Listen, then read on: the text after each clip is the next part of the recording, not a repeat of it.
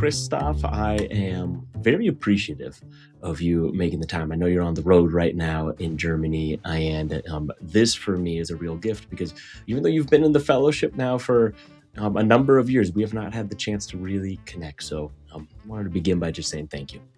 No, thank you. A real pleasure to be here. And yes, Daniel, finally to see you as well, even though virtually. It's lovely to chat with you. Yeah, there's not many companies in the renewable energy space that brand themselves naked.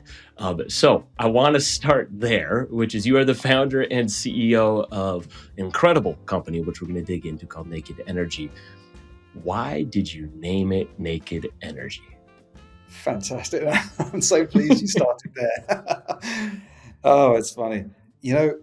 I wanted to call the company something that was different. Yeah. As you probably know, I transitioned from a creative industry background in advertising to clean tech. And so this is my second career in a completely different industry. Um, and at that time, I looked around and there are a lot of really boring names, boring companies, and it was pretty sterile and corporate and quite forgettable. There was, Yeah. first this and one that. I can't name the brands, but 'cause I think that's disrespectful. But there were brands that were pretty forgettable, and also at the time we weren't just focused on one technology. We had marine technology, wind technology, and solar. And so it wasn't kind of like a one-trick pony that we were going to focus on one technology. So I wanted it to be broad.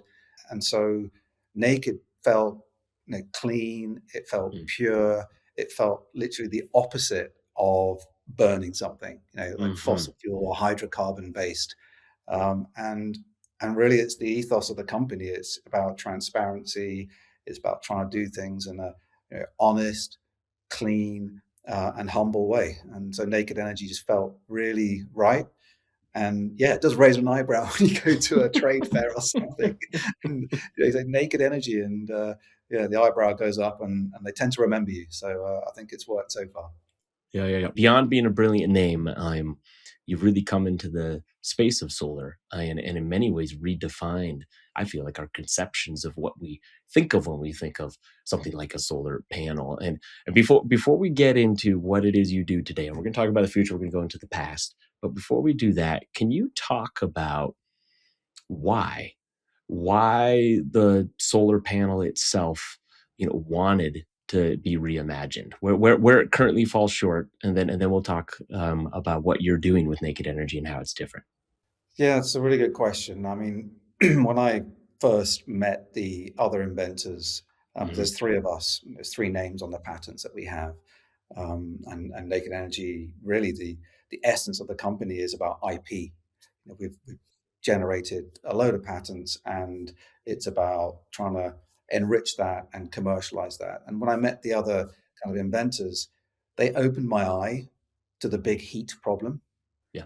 I often call it the warm elephant in the room, or maybe the cold elephant, because It's pretty heat cool. is the big problem globally, right? And Yes. it's very seldom talked about. Yeah. We're doing incredibly well on power and power decarbonization. But heat is more than half of all the energy we use on the planet. That's for hot water, it's for space heating, and it's process heat in industry. So it's huge. And when I met these guys, and sorry, yeah, just to say, it's not just huge, it's responsible for 40% of all the global emissions. 40% falls into heat. Yeah. Wow. Incredible. Yeah. So the vast majority of heat demand now still comes from fossil fuels. Yep. So we aren't going to get to net zero and we're not going to get to carbon zero if we don't decarbonize heat. And it's tough. It's really tough to do because it's gas boilers, it's furnaces. You need to generate heat, where it's needed. And this is why I'm kind of getting onto the why. So the first why was like, wow, it's a massive demand. It's the biggest, what I think is one of the biggest problems facing the energy transition is the decarbonization of heat. And so we looked at the options and technologies, and the co-founders were looking at solar thermal technology, and I became enamored with solar hot water, solar thermal. it was such a pure and simple technology. You stand in a cold winter's day outside in the sun, you You heat still up feel that immediately. warmth from the Yeah. sun, right? You feel Hmm. it hitting your skin. And that's exactly what solar thermal does, whether it's freezing cold outside or whether it's a really hot summer's day. You're taking the majority of the energy that comes from the sun in the form of heat, and we're converting it to zero carbon heat for space heating, hot water, and process heat. So it's a wonderful technology. However, um, when they were designing it, we looked at kind of one of the big constraints with solar is about energy density. Hmm. It's a lot of these buildings that I mentioned and end customers that are using hot water, space heating, and process heat, they would need roofs that are 3 to 4 times the size that they've got to be able to make a meaningful dent in their utility bill. Yep. So we set about trying to design a technology that was really like at the cutting edge of efficiency in terms of the collector itself. Hmm. And our products are tubular solar, so we don't call them panels, we call them collectors. And we've designed very, very efficient pure thermal technology that can do 120 degrees C hot water. And Incredible. we've also designed a collector that can deliver hot water and electricity simultaneously, so the hybrid Amazing. technology. And that's kind of the really globally unique offer that we have. And so we developed the core technology, but then we also designed it in a very elegant and compact format so that it would be very energy dense on the roof. So a customer that has a fixed amount of space, be it roof or land, can get more energy extracted from that roof space. And so really that was the core concept. It was like we looked at what was available and we thought we could really design something that is really efficient, looks beautiful, and delivers greater financial and carbon savings for that huge market that is in needing of decarbonization. Yeah. Well, and what types of buildings are you putting these units on now? Is it primarily hotels? Is it commercial buildings? Is it residential as well? The types of buildings have one common theme, which is that they need hot water Got it. all year Yeah. round, even in the summer, right? They need a lot of hot water. So these mainly at the moment are, yes, hospitality is a really good industry because they need hundreds of cubic meters of hot Yep. water Yep. every day. And they're either burning gas or they're driving a heat pump using Yep. electricity. And so either way, one is quite carbon intensive, and the other one is the operating costs can be quite expensive because you're going from gas to relatively expensive electricity. So it's hotels. It's also the healthcare sector. So it's hospitals and Of manufacturing course. industry. Think of food and beverage industries where they need a lot of hot water for sanitization, sterilization, cleaning in place, and that's 24/7. They need heat, and it's low temperature. It's when I say you kind of have low temperature, which is below 100, then you have medium temperature, that's sort of 100 to 200, then you have very high temperature, which is above that, up to many hundreds of degrees C. We're around 100, 100 and below temperature. So and that's the vast majority of a lot of these applications just need a high temperature hot water. And that takes a meaningful chunk of their bill and helps them decarbonize at the same time. Mm. I'd love to understand actually the science or the technology a little bit more. If you can explain, and we'll put images and videos next to this conversation for people to actually visually be able to see what it is you're creating. But just how does it work?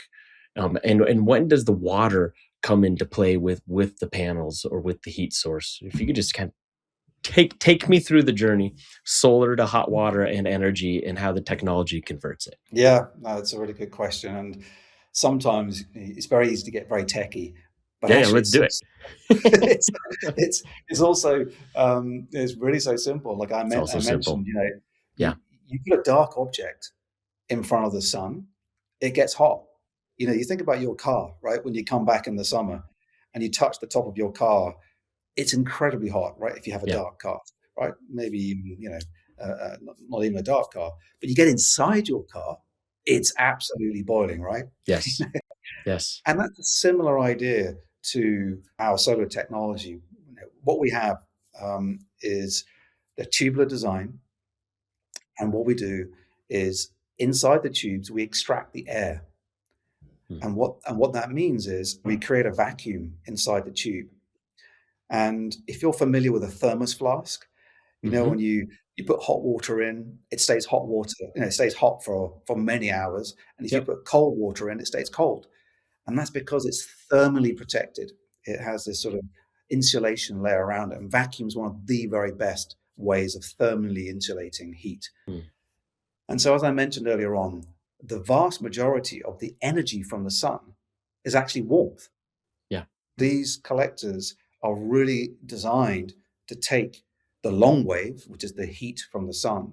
Yep. It goes onto a dark absorber, which is inside a vacuum tube, which traps the heat. And then water is then circulated It's just from, pumped through it. it's pumped through it. Exactly. So you have these collectors on the roof or on the ground, and water, and it can be deionized water, or it can have a water mix with, say, glycol if you're in a cold climate, so it doesn't freeze, stops it freezing. You have in the building, you'll have a large tank, hot water Mm. tank, Mm. and that's the beauty of solar thermal as well. Is every single system, whether it's a domestic system for a single family home, or whether it's a 1 megawatt system for an industrial plant, all has hot water tanks. And these hot water tanks can go from 50 liters up to 500,000 liters. They can be Mhm. enormous tanks. Mhm. And what happens is that water then is stored from the sun. So you pump the water, that heat goes into the tank, and that tank is like a preheat system to either your gas boiler or your heat pump. Yep. Really, in basic terms, is when the building says, hey, I need 60-degree hot water, and you've got 10-degree C water coming from your mains cold water, instead of your gas boiler having to heat it from 40 to 60, it's got a nice hot buffer tank sitting at 60 degrees That's right. C, warmed from the sun, zero carbon energy sitting in the cylinder. And the gas boiler goes, hey, I don't need to work. I can just take the energy from here, which has been warmed up nicely during the day. And also, you can use it in the evening when the sun is gone, because it just sits there and stores the energy, which is beautiful. That's right. That's right. And you don't need to store it just for a day. You can store it for weeks. Incredible. And actually, long duration storage, where it's going in Europe, and they've been doing it for a long time in Denmark and in Germany and Austria, is you can store it in the ground for many months. And I just love this because it's using summer solar energy when it's abundant. Yeah. In the winter, when there's not as much solar energy, but you're still using that energy, and it means that you're taking the load off the grid. It means you need less gas, you need less electricity. Yeah, so that's the basic principle of solar thermal, is that you take the heat, you capture it into an absorber, you warm the fluid that's circulated, then goes into the building. With our hybrid product, what we've done is we've integrated very efficient silicon cells onto the absorber, which is also a dark surface. And so we've engineered it and designed it to get hot, so that you're generating hot water at 60, 70 degrees Celsius, which is what you need for sanitary hot water in hotels and hospitals. Yep. But at the same time, it's converting sunlight into power, and then the residual energy is then going into the absorber where the water is heated, and that goes into the building. So for the same footprint, you're getting heat and power, which is really good for customers that have, say, a limited roof space, That's right. and they don't want to put two separate products down or go to two separate suppliers, two separate designers to design the system. You have one uniform generic technology that produces heat and power on your roof, and that can all get consumed in the building. And so really, yeah, in simple terms, that's how the product works. I love it. I love it. I love it. One thing we haven't talked about is just the economics of it. Yeah. What is the cost up front, the payback period, the differential from Yeah. using, traditional sources of energy, fossil fuel based, as compared to naked energy? Yeah, it's a great question. So there's a lot of variables to work out the payback, and the key variable is how much sunshine do you have, because it is a solar technology. So You the did payback, launch this in the UK. So we are a British solar technology company. As you can imagine, we have a very international focus. Yes, yes, Um, yes, yes, yes. and so, yeah, the payback it will be shorter in Spain than it is in the Mhm. UK. Of course. But so you need sunshine. It also depends on the cost of energy that you're displacing, and again, that varies in different markets. That's right. And because gas prices are changing, power prices are changing, so it really depends on what the customer's using as their primary energy. And then also it depends if there's some local incentives available, which there is a lot for solar thermal and other forms of renewable energy. But typically, the paybacks can range from 4 years to 8 years, depending on Amazing.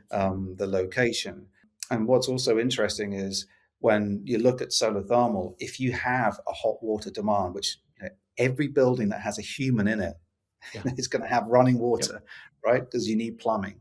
You will have a heat demand.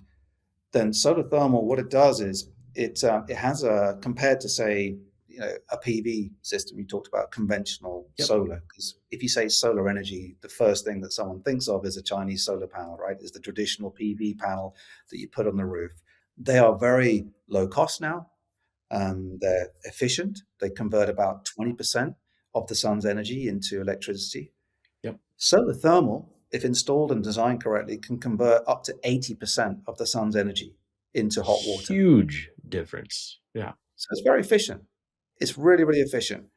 But what that means is because the efficiency is greater, you're getting more yield from that square foot, square meter of space, available space, right? And that array, you've gone through a lot of fixed costs to install that.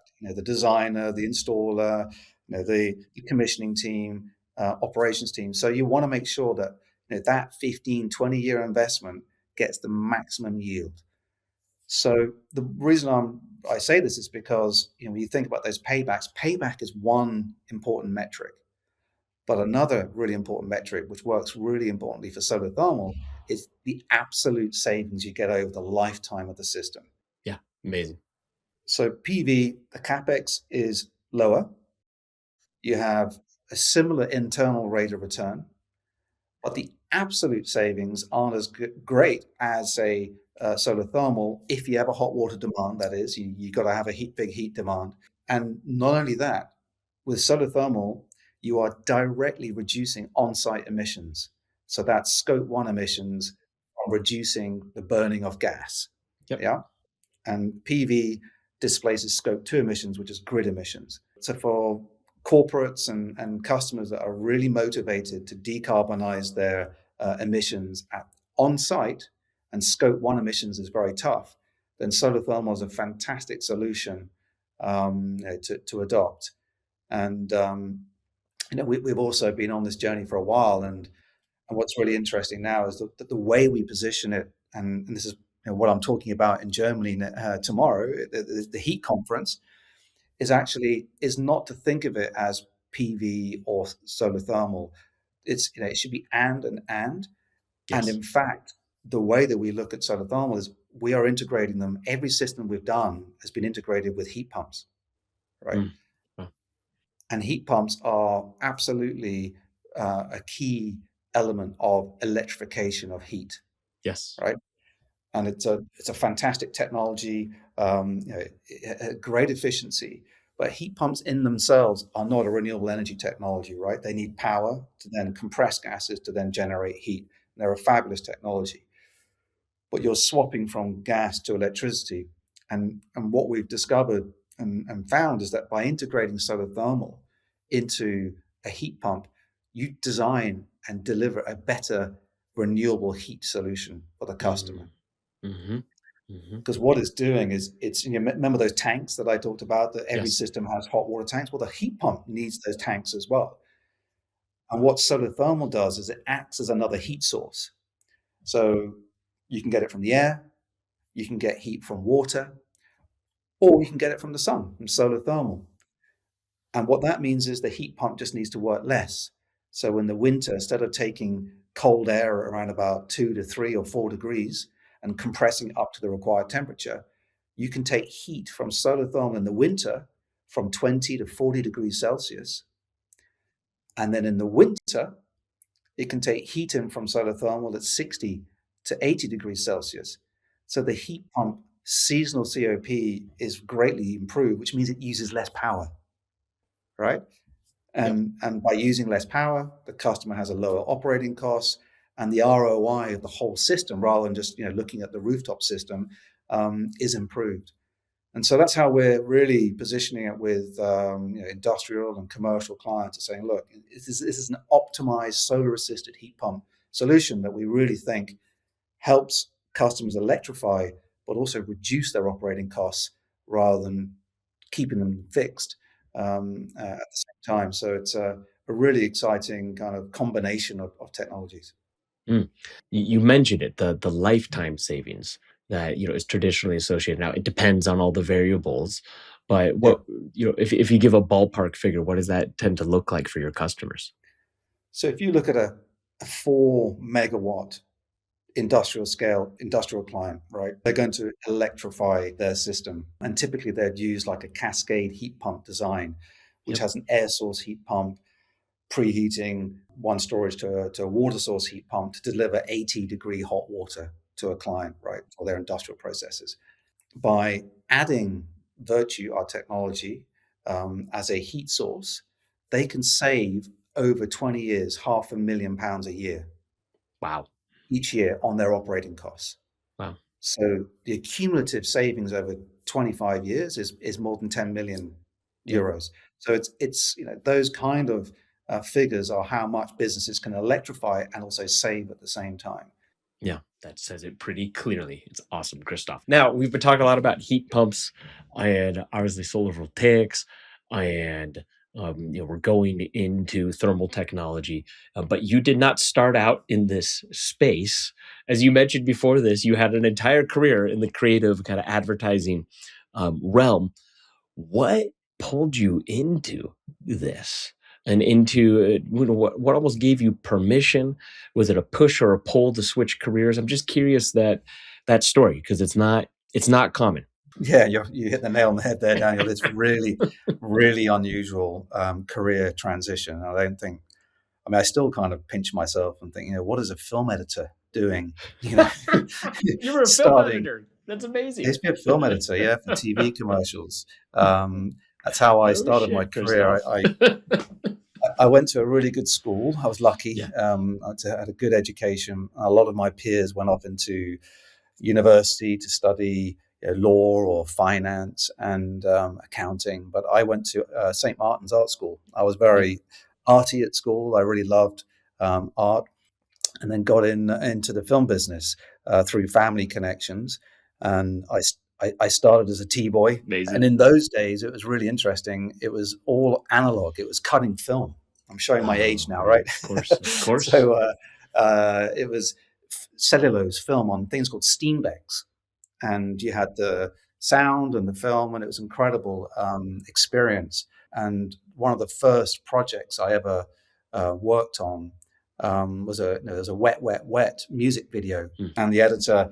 I was a second assistant editor there, and you had to hold up the film. And when they wanted to change the shot, they would lean over to the assistant, and they'd go, "Oh, have you got the head trim or the tail trim for that shot?" So you had to have everything ready No and give it to way. them, and the alternative takes, so they wouldn't lose their creative flow. So you're actually editing as they're editing, thinking, well, what are they going to want next? So I would choose that. And whereas, that's a discipline that kind of really changed through editing. And my father was an amazing film editor. He was a great editor. So he went from engineering into film editing. It was quite Oh funny. wow, I you was the switched. other way.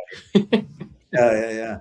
And so I was the understudy, and then I sort of cut my teeth on music videos. I did music videos for Diana Ross, Kiss, some of these sort of What? quite well famous bands. Yeah.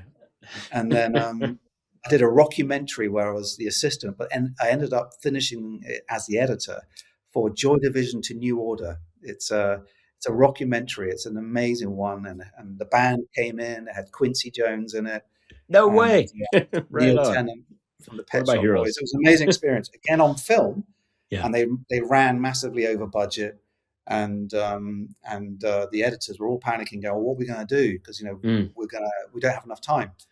And this little kid in his early 20s put his hand up and said, "Hey, if you buy this computer called an Avid, I could finish it all for you in a few days." No And they said, way. "Oh, get this kid out of here! He's crazy." But we did. We digitized the whole thing, and Wow. we finished it. It Wow. was an amazing experience. But that's going from analog to digital. So I was lucky to take that wave. And then, yeah, my career just grew from there. I worked on campaigns with Dennis Hopper driving around from Easy Rider, and Steve McQueen driving around San Francisco, from Bullitt to Ford campaigns, and got on the Guinness Book of Records for a commercial I did with Toshiba. So, yes, Yeah, it was right quite an on. interesting career.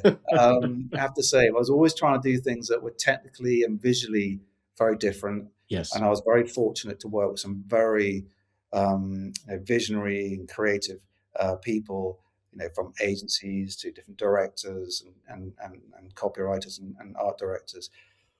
But and even in that time, I worked on, and I guess this is the origin of what got me interested in clean energy, because even when I was working in advertising, I worked on a global climate change campaign for the UK government, COI and DEFRA. Actually, if you could see the emissions, right, we would do something about it.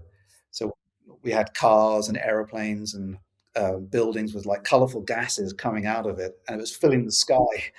And everyone was looking up, going, "My God, this looks weird." You really made the emissions visible. Made the emission visible, Yeah. right? Yeah. So people go, Amazing. "Whoa!" And the sky was like this massive rainbow-colored, Wow. wacky sky, and people go, "My God!" But because it's invisible and it happens through droughts and famine and Yep. flooding and all these other things, we kind of it's not as visceral. Yeah. So I directed that campaign, and then also water saving campaigns. But the reason why it was, sustainability and renewable energy has always been important to me is my grandfather, Mm. and Say and this more. is where it all started. Yeah. so, Yeah. Yeah. Say more. Say more. so my grandfather was an incredible scientist, Peter Blenheim Williams. He was the chief scientist for John Lang in the 1970s and most of the 80s. So it was like 20 years he was their chief scientist doing alternative energy, it was called Ah, then. that's what it was called. Yep. I Yeah, mean, this was yeah. very alternative then. What year is this, or what years are these? I guess. Well, I'm gonna give my age away Okay. Let's do because it. Let's do it, Christoph. brace yourself. Serendipity has it that I was born on the original oil crisis, the year of the original oil crisis in 1973, Yep. right? Yep. Yep. Yep. Yep. So that's when Saudi Arabia and OPEC went, right, that's it. We're no longer distributing this oil. And my grandfather then was already working on alternative energy. Mm. He was working on wave power with Stephen Salter, who's the most Wow. Amazing. amazing scientist, which is it would float on the ocean, and its movement would then generate power. He worked on flywheel technology, which was these enormous flywheels would spin at tens of thousands of RPM, and they would help transition one power station to another power station. So you know, power storage even in that time, and he even built model train sets where a train would come into a station, setting off a series of flywheels, and then when it wanted to leave the station, the flywheel would push the train out of the station. Very So cool. recycling all this energy is so cool. It's like Yeah. wow. And he built models to do that. So he was the most inspiring man. And when I was a little kid, he said to me something that stuck with me. He said, "Christoph, if we could put all the known fossil fuels into an annual calendar, we've only Mm. got a few minutes left." Yeah. I was like, "What?" What? Wow. There was definitely a light bulb flicker at that moment. I thought, well, that's interesting. And I probably didn't have the brains to sort of really compute about sort of, Mm. the severity of that statement. But I guess I always, had that itch to scratch. And then after, over 15 years in the advertising industry, I was looking for something new. I thought, well, look, I really want to try and do something that actually has global applicability. Because Hmm. if I'm brutally honest, I had a wonderful time in the advertising industry. It was really good, and I worked on some amazing campaigns. But it probably isn't the most forthright kind of career. And I wanted to do something, being brutally honest, that isn't about me. Because when you're in a creative role, you're the product. Mm, Got to yes. keep winning business just yourself, and it's a service that you are delivering, and it's your creative ability. Whereas if you can create a technology or something like that that's actually, you know, scalable and can have a wider impact, that really appealed. And when I met the other inventors, that was a moment. And but that didn't happen overnight. You know, it was like, okay, naked energy was a kind of transition, and yeah, it was a scary transition, but one that I took the leap, and it's been a solar coaster ever since. Now that I know your age, Christoph, would you categorize that as a like a midlife crisis, or was it just curiosity? Like that transition is such a big one. Yeah. How did you experience it? Oh, it's probably all of those things, Yeah. Daniel. I would say. A crisis. I think what's interesting about it is that, as I said, I wanted to do something that's scalable, and maybe I reached a stage in my career within the advertising space where I wanted a new challenge, That's right? right. Even though we're working on fantastic work. And meeting the other inventors and the early scientists was hugely invigorating. I still pinch myself. You know, we're a small company still. We're 32 people Yeah. in the business, and I'm surrounded by just absolute geniuses. I mean, some of the Mhm. scientists, the engineers, the entrepreneurs, the financiers, they are just extraordinary people. Yeah, and I have imposter syndrome every single day. It's like, so it is extraordinary. But I guess the way I experienced it, to answer your question, Yeah. was it was kind of a happy accident. So the guys who co-inventors didn't want to do a startup. They weren't interested. They're much more senior than me. Were going into retirement. They startup, they weren't interested. Mhm. I said, look, why don't we put all the ideas into a new company? We'll call it Yep. an interesting name, Yep. and, and but we need to make sure that every idea we have stays in the company. Mm. And that took me a couple of years at least to get that all agreed and figured out, because if you know inventors, their latest idea is always the best idea, right? Yes. So it's kind of trying to capture that. Once the company was formed, I said to the guys, look, we'll start a company and put all the IP in, and we'll try and raise some funds and see where we go. And I really had no idea how much it was going to take, financially, to go from a drawing on a piece of paper to a product, be on a building that a customer will want and have faith to put on a building and Yes. actually invest in and trust, right? That is a long journey, which took longer than I had planned. And what happened, I applied to a competition, Mhm. and Yep. that competition was with the big oil company, Shell. Yep. Yep. That's right. They had this competition, national engineering competition called the Springboard competition. Mhm. And the category is it's small businesses with big ideas on climate change. Mm. Love it. Yeah. And we applied, and I expected nothing from it. I thought, okay, well, we'll see where that goes. And and I never check in my junk mailbox. Never. Right? Something drove me to go and have a look. And I had a rummage. And funny enough, there was this email from Shell saying, congratulations, you've been shortlisted. You need to come to Cambridge University, present on XY date. You're one of 9 finalists. It's like, oh my Mm. God. We've just been chosen this national engineering competition. And lo and behold, we went, we pitched, and we won. Mm. We Amazing. won the top prize, £40,000. It wasn't a suitcase of cash. The Yeah, money totally. got later on. But what it did do is it introduced us to 3 business angels who said, "Shit, we really like this idea," and they put money in, £500,000 into the business. And I thought, wow, £500,000, I'm going to be able to change the world. Let's make this happen. That's all we And need. that's all we need. Let's go, guys. And I had no idea. Honestly, I can publicly confess and admit this. I thought we were going to be able to, do all the engineering and develop the supply chain and all of those good things. And I walked out my career. I said, right, this is it. I am doing this, because Yeah. I asked myself a very simple question: could I live with myself if I don't give this a go? Mm. And the answer was clearly no.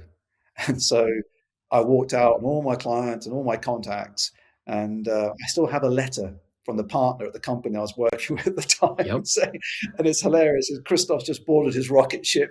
He's like, we wish him luck. It's like, yeah, it was a rocket, but maybe it needed a bit more fuel in the rocket. Yep. Yep. Yep. And that was it. That was how I experienced the start. And £30 million later, in terms of raising capital between equity and grant funding, we're still here. We've been going for more than 10 years, and it's been a ride.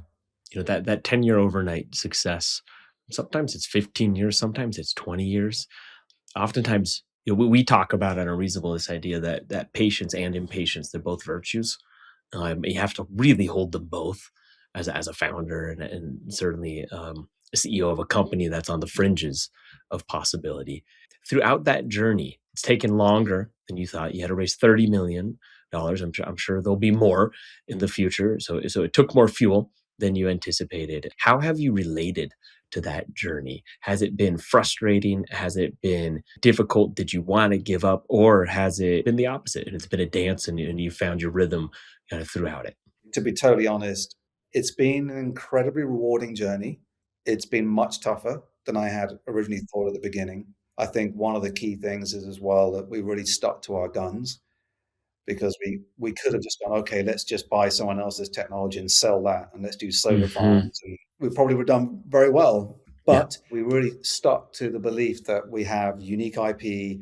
Solar thermal has a role to play, and I call it the Cinderella of solar, Mm. because it is so overlooked. It's a beautiful technology. It beauty in not only how it looks, but how it works. It doesn't burn anything. It only needs a teensy-weensy bit of electricity to actually, it's about, a thousandth compared to normal solutions, to it's just to drive a pump, circulate fluids, and there's no kind of dangerous chemistry, or you don't have to extract stuff from dangerous places, and burn stuff. It's such a beautiful technology, but it Mm. gets overlooked. Yeah. And so I think any company that is trying to develop hardware that is unique and maintains a unique IP and has real competitive advantages, and you can scale it, you can have the right investors, the right early customers, the right channel partners, the right business models, the right digital tools that go with it all. It takes some. So it's been incredibly tough. And you mentioned patience and impatience. I have both of those. And you have to really, you're problem solving nearly every second of every day. And Hmm. that is something you either live for that or you don't. And I think it toughens you up. It's character building. Mm. And I think it has been a much tougher journey, but there's been some unbelievably rewarding moments on the way.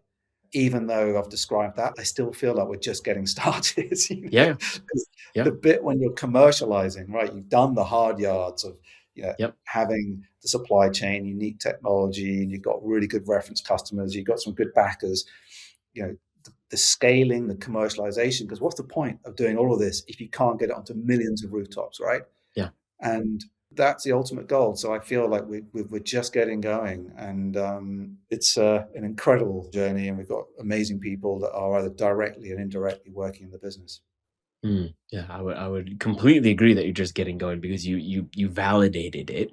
You've shown its efficacy. You've shown the economics of it, as you mentioned earlier, and now it's about getting it out into the world in a really substantive way. But before we get into the future, looking back over this more than decade long journey when it has been really tough, I mean, what has gotten you through that? There are a lot of founders and CEOs that at some point they throw in the towel because it's just too hard. And I'm curious if it's family, team, just your own stubbornness. What has allowed you to overcome, the valleys so that you could be where you are now? Yeah, it's a really good question, Daniel. And I think deep down myself, I'm a really competitive guy.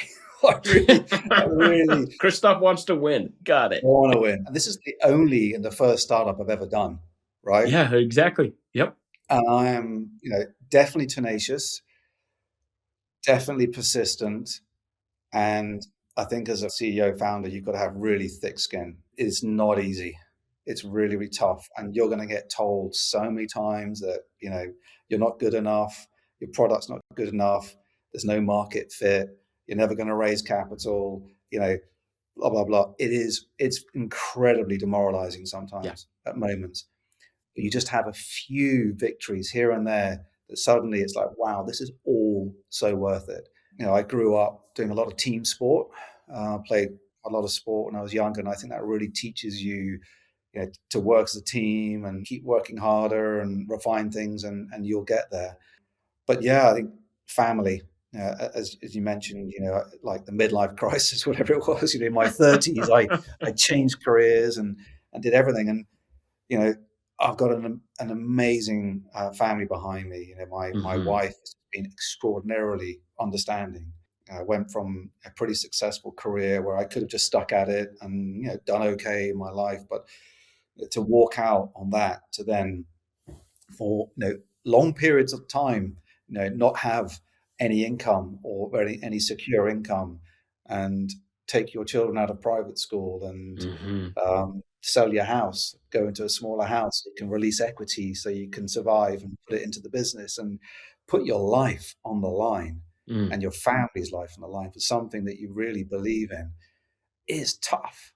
That's really tough, and I Yeah. understand sometimes when these young students are leaving, say, MIT or Stanford, Imperial, or Cambridge, they don't have all the dependencies. And so doing a startup is, hey, let's just roll the dice and have Let's fun, go. right?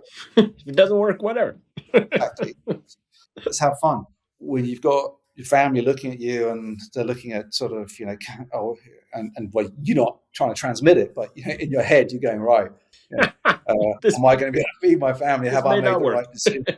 That it is, you've got to dig and you think really quite deeply.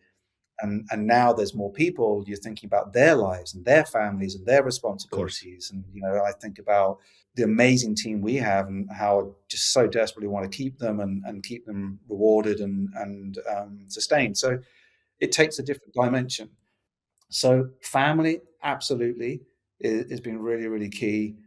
And my dog, I've got to give him credit. I don't Yeah, give him say enough more. Come credit. on. Yeah, it's like I have, he's in his 14th year now, so Wow. Incredible. he's been most of the journey of Naked Energy, and he's a little Westie called Geordie, and I love him dearly. And it's just amazing sometimes when you're feeling like, wow, this is all too much. I just need a break. He just looks at me, goes, "Hey, let's just go for a walk," and he's always ready for a walk, and just go off into the Hmm. woods and you just get into nature. You de-stress, decompress, and he's just doing his stuff, and you kind of think it's very leveling, and very grounding, and I Mm. love that. So he's been amazing, and to help me keep my marbles and stay sane. So yeah, family and pets. Family. Well, Jordy is family, clearly. Absolutely, absolutely. And then just finally, I would say, it's really important that you have, and this is probably going to sound a bit cliche, but a really good team at the beginning. Of course. When you're starting a company, my co-founders at the time brought solutions and challenges in equal measure, and I was very lucky at the very beginning. I had a really good co-founder who was Mm. came from a finance background, corporate background, and I didn't have that because, as you can imagine, my background was more creative, and so Mhm. it was fundamental to have that sort of finance and corporate Mm. perspective, and so that really helped when we Mm. got things kicking off. But definitely in capital raising, and it's been a Yep. very very steep learning curve, and Yep. I'm still learning. But yeah, that's really critical at the beginning. Yeah. Speaking about learning, and this being your first quote unquote startup, and therefore the first time stepping into the role of CEO as well, what has been maybe the hardest lesson that you've learned along the way? Hardest could be it was the most difficult. Hardest could be it was the hardest one for you to learn. You had to get hit a couple times, to ingest it. But I'm curious what comes up for you. Phew, so many things. Hmm. To be honest, I think a lot of the things about running a business is common sense, Hmm. and so I try not to look at people and think that's their title. Mm. Oh, my title is, Chief Executive Officer. It's like, well, we're trying to solve problems and we're trying to think, all right, what have we got to do next? And so I think it probably helps trying not to see myself in that role. And maybe that's why people, I have, quite a lot of empathy for people, and maybe it's two ways, because I don't ever try and pretend to be or know something that I don't know, right? I think that's a really important lesson. You do a lot of things, even the Unreasonable Group, right? Hmm. You meet some amazing founders, and through Barclays portfolio CEOs, amazing. Also on the journey, you see some CEOs that maybe are saying things they shouldn't be saying, or they're trying to maybe cover some Inflate shortcoming. something. Yeah, and Yeah. so I've always tried to just be humble, and that I am always Mm. learning, and so that's a really important lesson. And then, you mentioned patience. It's like everything takes longer. Hmm. Everything takes Hmm. longer.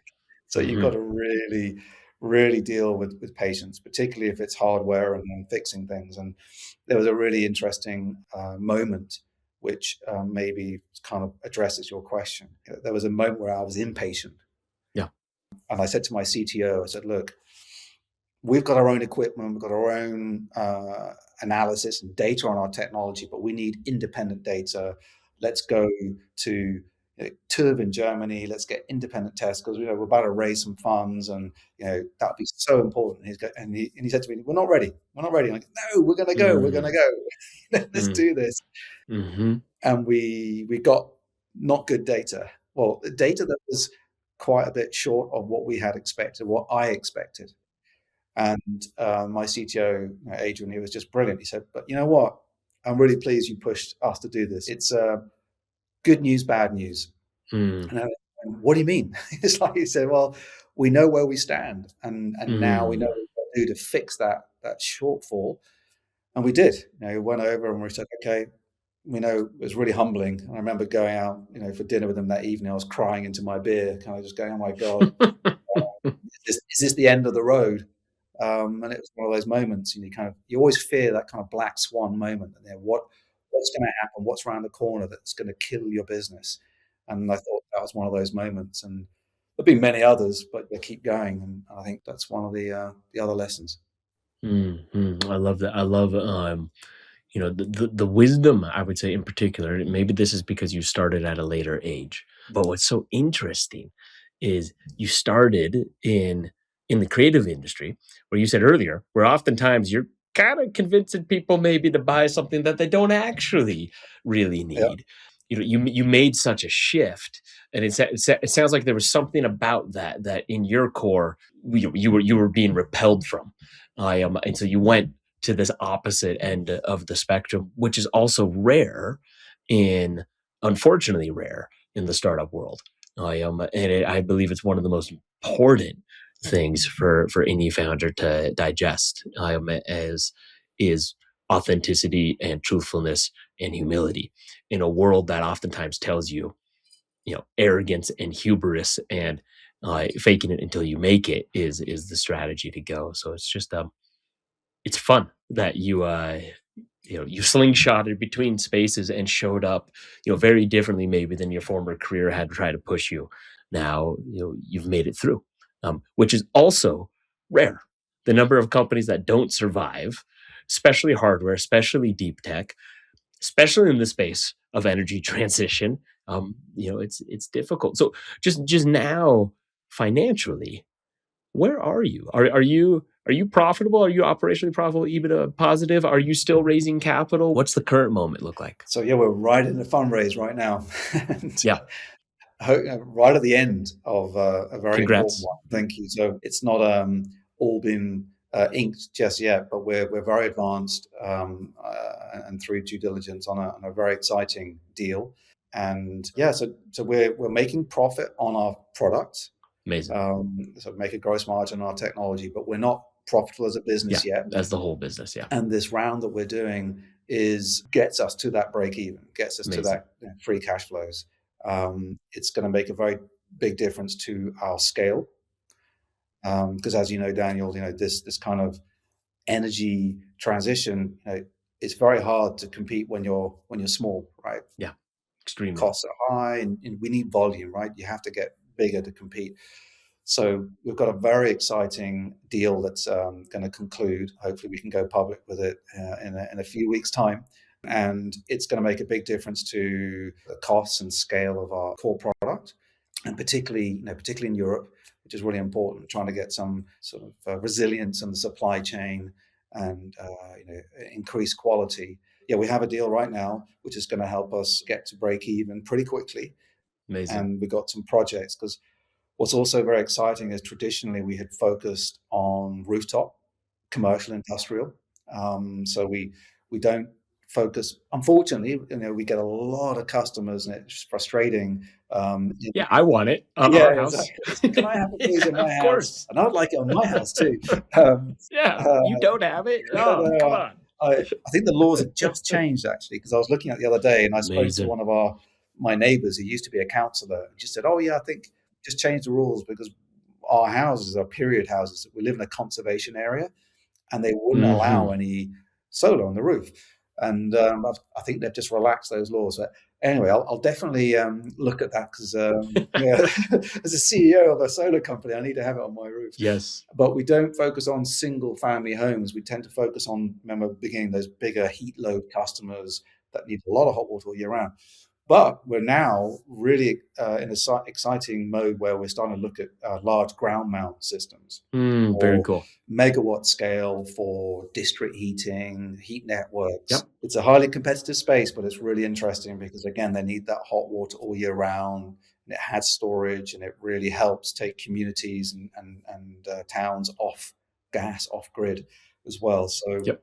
that's an exciting area. And in our last investment round, we had two very important investors. We had E.ON, the German utility company, lead the round, and we had Barclays Climate Ventures also participate in the round, and both have very interesting and strategic roles to play.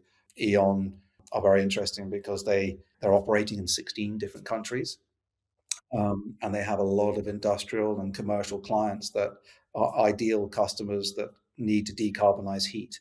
And also E.ON, they own a lot of these assets as well. So, a really exciting opportunity to accelerate the route to market. And with Barclays, they are a strategic investor. They have helped accelerate introductions to some of their corporate clients that do banking with them. They were instrumental in helping us win and achieve the project we did with Wimbledon, All England Club.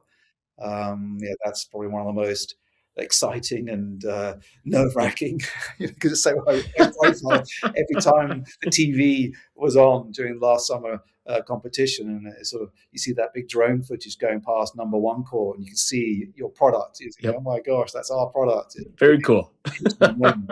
And the fact Yep. that players like Mm, Alcaraz is showering in solar hot water that your product has generated. It's just so cool. very So cool. Barclays helped with that, and also just very very engaged on the board, and really great team, and highly motivated. Not just investing in startups. They generally want to help abate climate change. Abate carbon emissions. So they've been really really good investors off their own balance sheet. So, and I can't name the current investors that we're talking with, but it will be very newsworthy and very exciting when it's I'm announced, excited for and you. should make a big difference.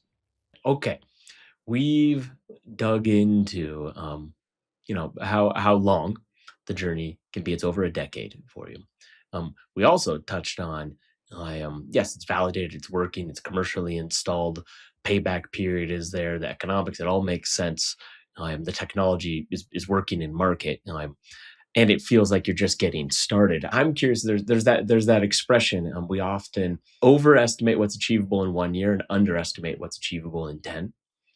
If you look forward 10 years from now, and naked energy is realizing its potential a decade from today, what does it look like, and what's different in the world because of it? Yeah, that's a really good question. So we have these strategic sessions in the company, and we get everybody together, and we kind of think about what can we achieve, and I think Josh Bernharnish has this thing called a BHAG, which is a big, hairy, Hmm. audacious goals, which you're probably familiar with, right? And and the BHAG for me certainly is that I see this as so scalable, even though it's hardware and it's not naked energy everywhere, right? Because we're never going to be this huge behemoth of a company. Because what after You can't manufacture that much to get anywhere close to the size of the world's market. Yeah, exactly, and you know, you can increase volumes, of course, and you know, if of you're course. growing each year by 50, 100%, then actually it becomes a very big number at the end of 10 years. But where I was getting to was that our model is work through partnerships. It's very much a partnership model so that Naked Energy can identify strategic partners in key markets and have a global impact that way. And and what we've done over the last year and a half since we've closed the investment round is to invest massively in our digital tools. And Hmm. these are really clever tools that, for example, we used to use 8 very complex spreadsheets to be able to size and calculate and deliver proposals for clients, right? And that's, these have like really complex Cumbersome. climate models and tank size and flow rate calculators. You got to be a pretty clever engineer. I'm not to, Hmm. to do this thing, Hmm. right? Hmm. But these Yeah. spreadsheets were phenomenal. But what we've done, and we've partnered with Google, is we've developed this digital platform where we can take 8 tools and all the complex data and analytics inside it onto a digital platform. And with their solar sunroof and the Google's sunroof program, we can take any building in the world, and within minutes, we can design, integrate, and build beautiful integrated proposals for clients now that Incredible. sizes the system, it shows the savings, the money, the carbon savings, and it builds it into the building, and you can see the load profiles and the generation. It's beautiful, and that's called Clarity 360, and we're launching that pretty soon, and our partners are working with it. That allows us to design stuff really quickly and use AI to optimize design and integrate into the building.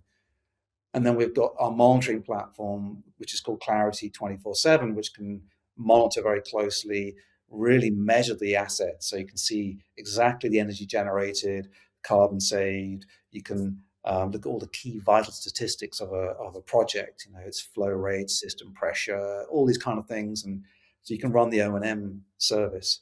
And so these are kind of like wrapping around the hardware, and that will enable us to scale.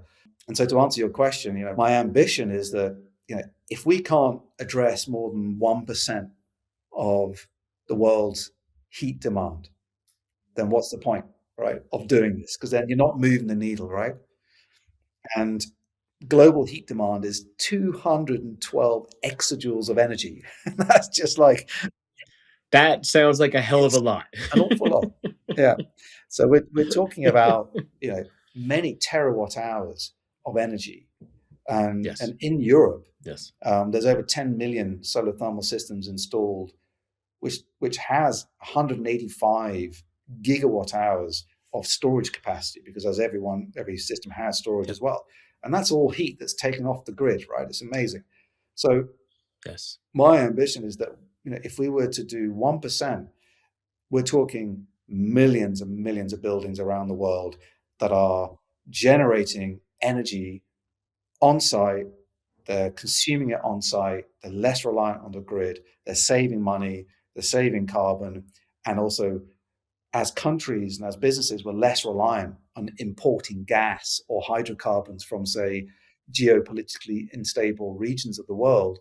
And hopefully there'll be less wars in the world, and there'll be less suffering, and Hmm. because Hmm. the clean energy transition is an engineering transition. It's hardware and software. That's where I hope we are in 10 years, and I still have that dream. Mm. I love that. I believe, from not just this conversation, but from witnessing your work, Christophe, and that of your team, that not only are you well positioned to do it, you're clearly going to do it. But if anybody here is tuning in to this conversation, and this is for myself as well, and wants to be a part of the future that it is that you're building and that you're pulling into the present, they want to become a part of the solution. How can someone who's tuning in help? How can they interact with Naked Energy, and ensure that the vision you just outlined does become reality? That's a really good question. So, and I think before I answer that as well, it does, you've asked me lots of really interesting questions, in this chat, and I've loved it. You know, key point is, you were saying there's no doubt you're going to, if it was all down to me, you know, and just will and passion and drive and determination, Yeah, you know, it's it's gonna gonna, happen. well, you know, but Yeah. you need so many other things to happen, and you need brilliant people because you Yes. can't do anything. Company, the word company is a company of people. That's what company means, right? And so you need brilliant people to make it happen, and we do amazing. And so and my daughter's just joined the business, right? Oh, wow! Amazing, yeah. Well, I Congratulations. say just now, Very like, cool. 7 months ago, and she's so my grandfather's a physicist. He was a scientist. My father's an aeronautical mechanical engineer that then went into advertising, and then the brain skips my generation, and my daughter's a physicist. It's incredible. And Brilliant. one of my daughters, and my other daughter's still studying politics and international relations. And we need more women in science, and we need more women in clean tech. So she joined, and she does a role which is just extraordinary. She's doing incredible modeling and calculations, looking at sort of system design, and she bridges the sort of science and engineering team with the commercial team, with the sales team. It's really an amazing confluence of all those different, functions. It's amazing. So, and she came from the PwC, which is like, she was there for a few years doing amazing work and had really good sort of grounding, and now sort of applying her skills in different ways. So it doesn't mean you can be a family member. To answer your question, how do you do it? It's not nepotism. Yeah. She's qualified. We're doing this round at the moment. So, and we've got a very exciting and ambitious plan, that if it goes well, we get up to about 150 people in the company. Wow, incredible. That's where we get to. And so there's lots of roles for, creative, and that's one thing I really, as a business want to focus, because storytelling, yeah, 100%. It's like, before the role of editing and that is storytelling, right? And we need more of that in the energy transition to make it more interesting, and people to become emotionally engaged and understand and not always make it a battle. So people from creative backgrounds and other scientists and finance, clever business Mhm. models. How could we do heat as a service rather than asking customers to pay for all the money up front for 20 years of savings? Yes. And there's so many different things that we can do. And then engineers for designing systems and building the systems and maintaining them. It's so much. It's the whole depth and breadth. Yeah. It's very exciting. So we are hopefully closing this round soon, and yeah, we have an amazing head of people, Alex. She's been doing amazing things, and we just want to get a really highly motivated, mission aligned people into the business to help us, try and do what we're doing, because it's tough and we need very motivated people. Yeah. Yeah, yeah. I love that, Christoph. Anybody who's tuning in, join the team, in that sense. Christoph, we first, I think pulled you into the Unreasonable Fellowship with, it was 2020, with actually the partnership with Shell, which now makes sense in terms of that alignment. And then I think it was 2022, you came through a Reasonable Impact, with Barclays. I am both those programs, unfortunately, were virtual, so we do need to get you into a non-COVID era, gathering and part of the community. But you also mentioned you work with both of them, or you have in different capacities, Shell and Barclays, and it is not common for scrappy, extremely disruptive deep tech entrepreneurs to have relationships with, megalithic global institutions. I'm curious, as we wrap up here, if there's anything you've learned about how to do that well over time. That's a brilliant question. Yeah, I mean, I think, well, we with Shell, it was just a competition that we won. We've never worked with Shell. With You never Barclays, worked with them directly. you're Got it. right, they're one of the largest banks in the world, and with E.ON, they're one of the largest utilities. I think it's like a 45 billion, market cap. I mean, they're enormous. So I think, the way to go about it, I think, is on a human level. Again, it's so important because at the end of the day, they are just people, right?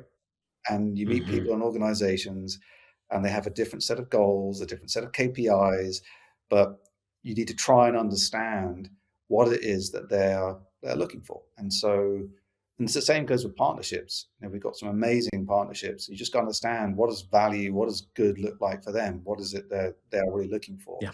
So to try and really align, with those big organizations. And you're right. Sometimes I just think, it's like agile, dynamic, unpredictable startup working with, giant behemoth, corporations, and they just don't mix, right? They are very different entities, but they also can work really well together, because giant organizations aren't necessarily that agile or creative sometimes, and they look for that spark of genius from the startups and scale ups.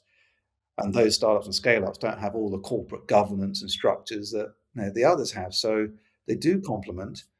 And but what I would say is really important and still learning is that when you engage with these really big corporates, even if you've got executive buy-in, say the senior executives are buying in, think further down the line. Sorry, okay, so for this to work, what does it mean? It means that actually you need the people who are doing the day-to-day, the boots on the ground, the operations teams. They've also got to buy into, you know, the dream and the practicalities of what you were trying to do. And so that's an important lesson, because sometimes, you kind of go, "Hey, no, we've got a great technology. It's just going to work." And then no, you gotta think beyond that. Yeah, yeah. I imagine your former career in creative, which is largely around inspiring, I am and shifting human emotion and telling stories with a great deal of empathy to change behavior. I imagine that has served you incredibly well, which is another way to say that empathy and trust are critical ingredients, towards any type of behavior change, but especially around these harder, stickier technologies. And it's this has been a huge privilege for me, Christoph, to get this time to connect with you and to actually spend time with you, the human behind, behind the business. I feel like you being a part of the Unreasonable Fellowship, and I hope we can be of service, in this next decade ahead in hopefully some meaningful ways. When you do get into the residential market, I am going to insist that we install this on our home, 'cause I've been wanting it for ages. But I could be patient with that, and just conclude with my gratitude, Christoph, and excitement for what it is you and the team have built and are building. Oh, Daniel, I really appreciate it, and the same to you. You've done amazing things at Unreasonable. It's a shame it's taken us this long to have a little fireside chat, as it were. Been in It is. communication for so long, and I have huge admiration for what you've achieved with Unreasonable as well. And yeah, hopefully we can keep doing some great things together in the future as well. And I'm honored to be part of the fellowship with you guys. So thank you. Cheers to you, brother. Enjoy your time in Germany. I hope it goes really well. Congrats on the impending deal and the scale that is in your future. Appreciate you, Christoph. Thank you. Same to you.